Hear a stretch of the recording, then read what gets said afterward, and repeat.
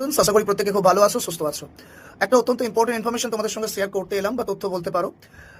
একটা notice viral হয়েছে exam date নিয়ে।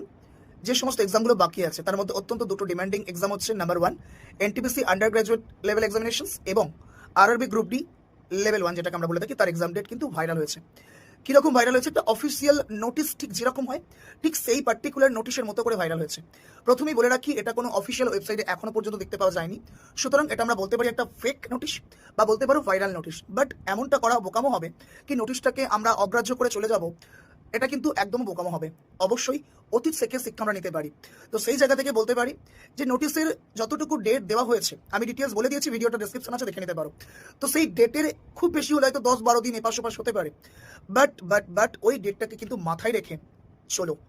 আমি এটা বলতে চাইছি যে গ্রুপ ডি এক্সাম অনেকে মনে করেছিল কি একদম 2025 সালের শেষের দিক করে হবে বা 2026-এর প্রথম করে হবে। তো কোথাও না কোথাও এই নোটিশের থ্রু সেটা বোঝা যাচ্ছে কি গ্রুপ ডি এক্সাম কিন্তু মোটামুটিভাবে আগস্টের দিক করে কিন্তু হতে চলেছে, যদি নোটিশটাকে আমরা আন্ডার এস্টিমেট না করি। তুমি এটাই বলছি নোটিশটাকে আন্ডার এস্টিমেট না না করতে। নোটিশটাকে অবশ্যই করে প্রায়োরিটি দিয়ে তুমি তোমার সিলেবাসটাকে কমপ্লিট করে রেখো, যখন তখন যে কোনো কিছু হতে পারে। বোঝা গেল? দেখা হচ্ছে নতুন কোনো ক্লাসে। Thank you so much.